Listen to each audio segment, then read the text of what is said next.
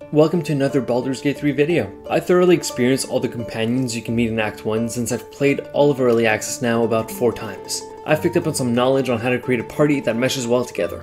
This video is going to be divided into 2 main parts: the different class archetypes that have a diverse skill set, and getting companions that fit together morally. Let's begin with mechanical diversity, since there's a lot to say. I love thinking about combinations I can create to make a well-rounded group, and so I've found 4 overarching types of characters that are good to check off your list when creating a party. Having all 4 of these will give you the most options both in and out of combat. The Arcanist. This includes wizards, warlocks, and sorcerers. These classes are spellcasters whose role in the party is primarily to blow people up. Of course, they get a bunch of amazing utility spells too, like Grease or Charm Person, but they distinguish themselves the most with their access to area of effect spells. The moment you unlock Shatter and Fireball, you unlock a new part of yourself. Seeing those high damage rolls hitting 5 goblins at once, it just feels good. These AoE spells and crowd control abilities really help to manipulate the battlefield. Outside of some exceptions at higher levels, most other classes can't deal with many enemies at once. In the early game with low HP enemies, you'll feel like a god of destruction. In battle, position these characters far away and blast from afar. The Roguish. Yeah, I wasn't very creative with the name. The Rogue and the Ranger are the 2 classes that benefit the most from sneaking around. With both of them, you can pick up proficiency in sleight of hand and stealth. Remember, hiding lets you pickpocket and gain advantage on enemies while you remain unseen. You'll need sleight of hand or thieves' tools if you want to be able to open up doors that get between you and loot. There's a crazy amount of locks and traps in this game, so make sure to grab every thieves' tools and disarming kit you find along the way. I think the Roguish works particularly well with ranged characters that do burst single target damage from the shadows, but you can play your Dritz melee fantasy if you wish. The Support. Quite obviously, these are the best choice to keep your HP above 0 and avoid wasting your precious Revivify scrolls. The Cleric, Druid, and Bard are all great options for this support-oriented build. Beyond healing, each of these classes also come with their own perks. The Cleric is known as the Icon of Healing, and it's rather accurate. With proficiency in metal medium armor, they get access to more healer-specific magic items. For instance, the Hell Rider's Pride are medium armor gauntlets that give a free blade ward every time you heal a creature. Druids are super tanky since they can summon HP out of leaves every time they wild shape. This makes them great to pair with the front line, which I'll cover shortly. Bard comes with their own Bardic Inspiration ability, which is a reliable buff to all D20 rolls. I'm also a huge advocate for using Healing Word over Cure Wounds, because forcing your healer to sacrifice positioning just for a few more hit points, it's silly. You'll usually want your supports to be directly healing or buffing the Martial. Barbarians, fighters, and monks all fit this category.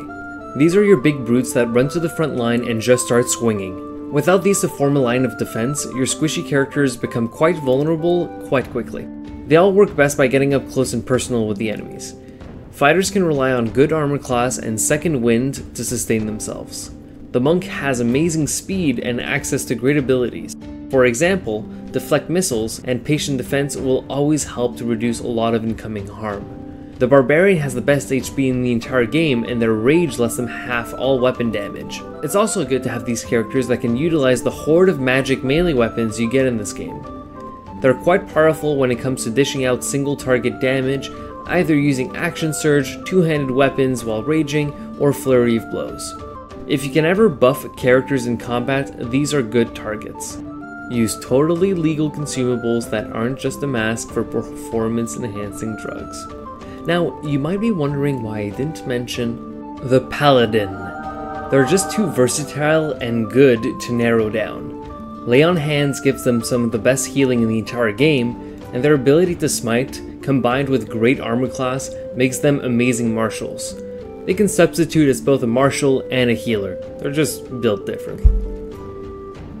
My biggest advice is that when assembling your party, diversity is key. Now let's talk about moral compatibility. The companions in this game all have kind of dubious morals, which is to be expected in a D&D game, to be honest. Personally, I prefer when everyone in the party kinda gets along to avoid having them disapprove of everything you do. Whenever starting your playthrough, think about what kind of moral alignment you'd like to play as. Mainly whether you want to be good or bad. The choices you make and the companions you recruit are going to be based on that decision. If you want to get constantly reprimanded by your allies, that's okay too, but I would rather leave the morality lessons to my parents. Your companions will have an approval rating that shifts depending on the actions they see you do. Some might grin when you absolutely bully people, others might say, "Hey bro, that's not cool." This approval rating also greatly influences how much of the companions open up to you. Yes, this includes them opening up in bed as well. If you upset them enough, they can actually just abandon the party and hurt your feelings. So I'd rather keep that for real life as well. Keep in mind that even on a good playthrough, you'll end up killing people and choosing sides. During an evil one though, you can partake in some torturing, rude dialogue, and literally make people eat shit. I won't speculate too much about characters we haven't met yet, like Jaheira and Minsk, but don't worry, I'll avoid character spoilers and just mention their broad alignment and role in the party. Here are my suggestions for recruiting characters based on alignment. Just remember you can change these classes if you'd like, it'll just fit less with the story since they'll be classified as their original class and dialogue. For a good aligned party, you can recruit Halsin to have a beefed up supportive druid. He might shrug off mass goblin murder, but at least he's nice to you. Gale and Will both come with a lot of baggage, especially concerning certain relationships in their lives. They can serve as good arcanists and they'll disapprove of most evil shit. Karlach, my beloved, can soak up all the damage in the front line as a barbarian marshal. Despite her hot temper, she still wants to do good and is the best companion, to me at least.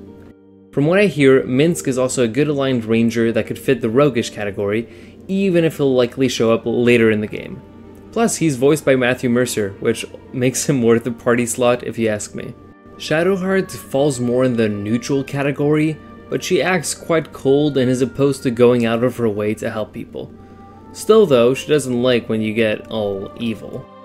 She's great to have as a cleric support, but I recommend switching off the trickster domain if possible, because I just personally don't think it's that good. If you'd rather lean towards the dark side and get to experience the game in a completely different way, then start with Hysterian as your rogue. He's a narcissist noble who smirks when you impose your power on people. Careful, he tends to get hungry at night, so have some juicy midnight snacks prepared. Even if his morals are highly questionable, I have to agree with his fans. He sure is handsome. Lae'zel embraces the very toxic Githyanki culture. She's rude, direct, and stubborn. She's pretty much lawful evil and her approval ratings reflect it. Still though, she makes for a brutal fighter with some very useful extra Githyanki spells like Jump or Misty Step. Finally, and likely the most evil of the companions, Minthara. Without saying too much, she's literally a leader at the goblin camp, actively endorsing mass killings and taking advantage of the goblins at her side. If you're gonna be evil anyways though, having a ruthless drow paladin by your side can only help. Thanks for watching. I hope you learned something useful and will be able to get a nice diverse party with all 4 roles I suggested. Or you know, with 4 paladins. Thank you so much for the support in my last video, it really meant a lot to me. If you enjoyed this kind of content, please subscribe to stay tuned for more guides on Baldur's Gate 3 as the game releases in less than a week.